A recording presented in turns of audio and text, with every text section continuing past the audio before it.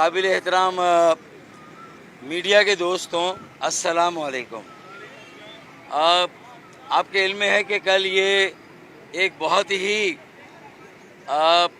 अंधोनाक और एक अलमनाक सानहा हुआ और हैदराबाद जो सिंध का दूसरा बड़ा शहर है उसके इलाका प्रीटाबाद में एक सिलेंडर फटा और हैदराबाद में ये आए दिन इस तरह कभी ट्रांसफार्मर फटते हैं वहाँ, हालांकि ट्रांसफार्मर और शहरों में भी हैं,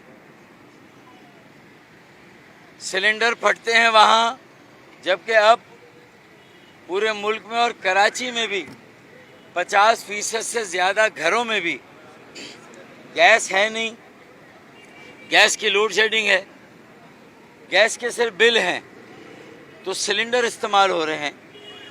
लेकिन हैदराबाद में बदकिस्मती से सिलेंडर और ट्रांसफार्मर फटने के वाक़यात ज़्यादा हुए हैं।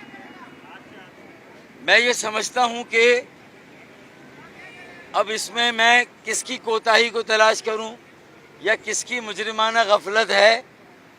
अब अगर मुल्क में गैस का बहरान है और लोड शेडिंग होनी है और अब मेरी बहनों बेटियों को घरों में, मदरसों को, दफातर को और मार्केटों में ये सिलेंडर इस्तेमाल होने हैं, कमर्शली इनमें से गैस लोगों को फराहम की जाए, किसी भी मकसद के लिए इस्तेमाल हो, अगर ये नाकिस हैं, अगर ये गैर महफूज हैं तो फिर किसी न किसी इदारे और उनके सरपरस्त किसी हुकूमत को इसकी जिम्मेदारी कबूल करनी चाहिए।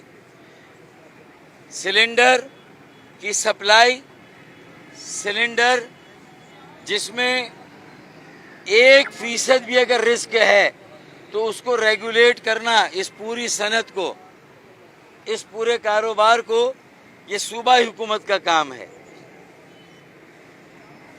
ट्रांसफार्मर अगर नाकिस लगते हैं हैदराबाद में तो ये वहाँ पर हैस्को है, वापडा है, उनका गरेबान हम सब पकड़ते हैं जाकर। अब अगर ये गैस के सिलेंडर भी फट रहे हैं और मदरसों के बच्चे शहीद हो रहे हैं, वहाँ काम करने वाले दुकान पर मजदूर मुलाजिम शहीद हो रहे हैं, तो ये किसी के बेटे हैं, किसी के भाई हैं, किसी के घर का चश्मो चराग हैं। हम भी ऐसे सानिहात पर सिर्फ आकर मजम्मत कर लें तो हमने भी ऐसे वाक़यात का आइंदा इसे रोकने के लिए क्या किया। तो अगर ये शहीद हुए हैं 7 मेरे बेटे, मेरे भाई हैदराबाद के, तो ये इसलिए जाने गई हैं कि आइंदा इस काम, इस कारोबार, इस सनत को रेगुलेट किया जाए, इसके रिस्क और ख़तरे को कम किया जाए। और वज़ीर आला फौरी तौर पर ये हुक्म दें, अगर आए थे कल रात को, कि भाई आइंदा हम इंशाअल्लाह सद्देबाब करेंगे, ये सिलेंडर, इसके काम काज, कारोबार, इसको रेगुलेट करेंगे, इसके रिस्क फैक्टर को असेस करेंगे और ऐसे नाकिस सिलेंडर्स को कतई और कतई बाज़ार में और लोगों में नहीं आने देंगे। हम इसकी मॉनिटरिंग करेंगे, निगरानी करेंगे। ये जिम्मेदारी तो कबूल करें यार, आइंदा के लिए तो लोगों को कोई उम्मीद तो दें।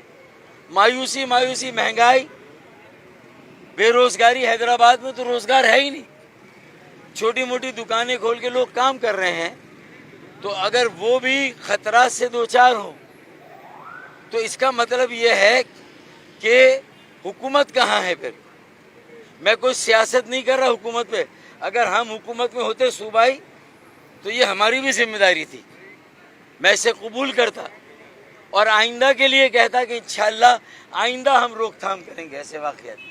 ये इंसान की नाअहली है, हुकूमत की नाअहली है, ये इंतज़ामिया की बेहिसी है जो मुतल्लिका महकमे हैं, चाहे वो सुई गैस का महकमा हो, उसे भी रेगुलेट करना है। अगर वो दुकानों, मार्केटों और घरों में वो गैस के पाइप के ज़रिए से गैस नहीं दे रहा तो ये सिलेंडर आ रहे हैं, ये सिलेंडर को भी कहाँ भरे जा रहे हैं, कहाँ बन रहे हैं, इसका मटेरियल क्या है, इसकी सेफ्टी क्या है, ये सारी चीज़ें किसी न किसी को जिम्मेदारी लेनी होगी।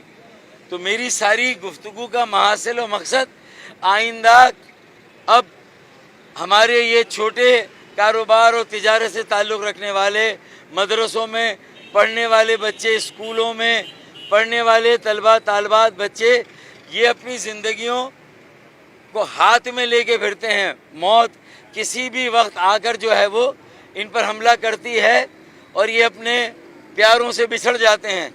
तो अल्लाह का वास्ता, मैं सीएम हाउस की तरफ हाथ करके कह रहा हूँ, अल्लाह का वास्ता, अल्लाह और रसूल का वास्ता, पंजतन पाक का वास्ता, अब कम से कम ये बेगुनाहों की जानों को, इनके ज़िया को रोक दें यार।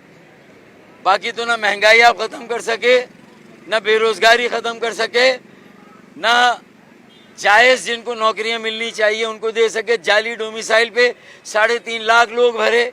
मेरे शहर कराची हैदराबाद के बच्चों को तो सरकारी मुलाजमतें नहीं मिल रही, उन्हें कर्जा नहीं मिल रहा। बेनज़ीर इनकम सपोर्ट प्रोग्राम में भी हैदराबाद और कराची से कितने लोगों को ये वहाँ से आनत या मदद दी जा रही है। छोटे कर्ज़ों की स्कीम चलाएं भाई, लोगों को अपने पैरों पे खड़ा करें, उन्हें भिखारी ना बनाएं। इमदाद दे देकर महाना चले, वक्ती तौर से दी, लेकिन अब income generation program, income support नहीं, ऐसे प्रोग्राम वज़ा करें भैया। लोगों को अपने पैरों पे खड़ा करें, सर उठाकर चलें, सर उठाकर जिएं, घर की किफ़ालत करें और पाकिस्तान की मईशत में अपना हिस्सा डालें, कुछ कमाएं और टैक्स दें, उन्हें कमाने के काबिल करें भाई। और दूसरा बड़ा मसला, हैदराबाद में कोई अस्पताल नाम की चीज़ ही नहीं है। अब दिल का मरीज़ है NICVD में कराची आएगा, गुर्दे का मरीज़ है कराची आएगा, कोई और इमरजेंसी है तो कराची आएगा, और अगर बर्न झुलस गया, जल गया तो कराची आएगा। वहाँ ना अरे कुछ ना करें, ये ICU की फैसिलिटी ऐसी बना दें, आम वार्ड हटा दें, इमरजेंसी की चीज़ें तो कर दें जहाँ ज़िंदगियाँ शायद बच जाएं। ये सेप्सिस होता है, इन्फेक्शन होता है, और 100% का बर्न लाते हैं लोग। 80%, 60% वालों को तो बचाने के लिए कुछ किया जा सकता है ना। 100% में अगर कम चांस है, मौज़ा अल्लाह ताला ज़िंदगियाँ दें, दुआ हमारी दुआएं हैं। लेकिन ये अस्पताल जलने और झुलसने का इलाज, उसकी सहूलतें ये हैदराबाद और सिंध के हर शहर में होनी चाहिए। लाड़काना में होनी चाहिए, सक्खर में होनी चाहिए, नवाबशाह में होनी चाहिए। मैं नहीं कह रहा कि सिर्फ हैदराबाद में, हर जगह होनी चाहिए ये सहूलतें। दिल के अस्पताल हर डिस्ट्रिक्ट में होने चाहिए कम से कम। इसी तरह इब्तदाई ये जो ICU की फैसिलिटी हर डिस्ट्रिक्ट में होनी चाहिए।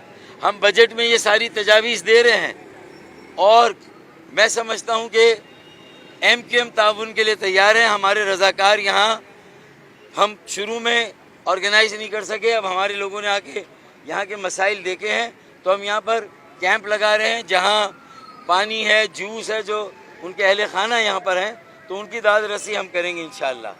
देखें, अब हर जिम्मेदार शख्स को अपनी ज़िम्मेदारी को समझना है, और जो शोबा तिब से वाबस्ता है उसे तो इतनी इंसानियत होनी चाहिए कि वो मरीज़ और उसके अहले खाना को उनके साथ हुस्न सलूक करे, उनके साथ तहज़ीब के साथ, शाइस्तगी के साथ पेश आए, उनके ज़ख्मों पर मरहम रखे, ना कि बदतमीज़ी करके उनके दुखों में, उनके दिल के बोझ में इजाफ़ा करें।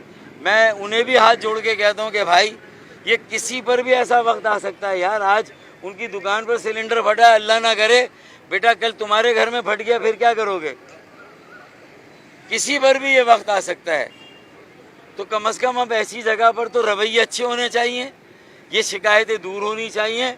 मेडिकल एड कमेटी को भी हिदायत की है, खालिद भाई ने मौजूद है यहाँ, और वो कैंप पर होंगे और हमसे जो हो सका, मैंने खाने की जिम्मेदारी की बात नहीं की है, लेकिन जितने वक्त है, जितने वक्त का खाना हो सका वो भी करेंगे। अहले खाना के लिए पानी है, जूस है, जो सहूलतें हो सकी, चाय, ये इंशाल्लाह ताला हम उनको देंगे।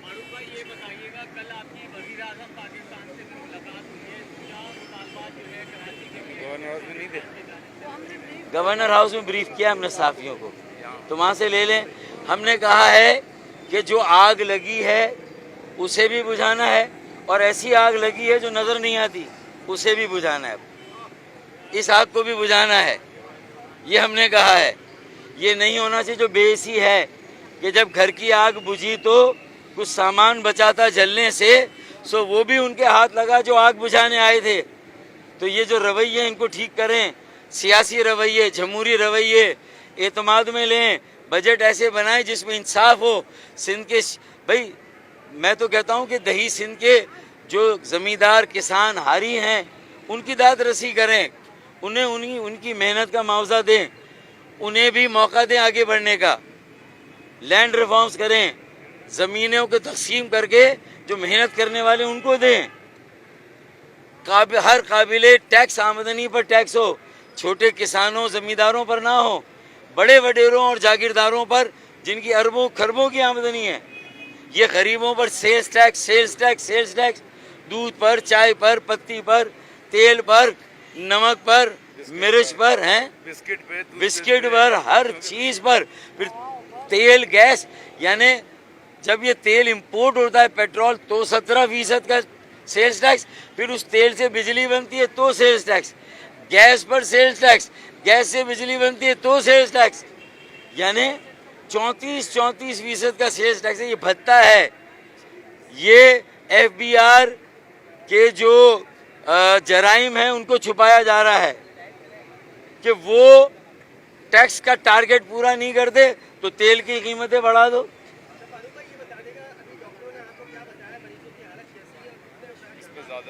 देखें यार, आप गूगल पे आप जाएंगे ना, 80% बर्न है तो उसके क्या चांसेस हैं? 100%। 11 अफराद 100% बर्न में हैं, 11, और 5 60% के करीब। 7 एक्सपायर हो गए 23 में से, अब 16 बचे हैं, अल्लाह उनको ज़िंदगी दे। 16 में से 11 का 100% झुलस गए हैं, और 5 जो हैं वो 60% झुलस गए। बस दुआ करें और जो हम और आप कर सकते हैं करें।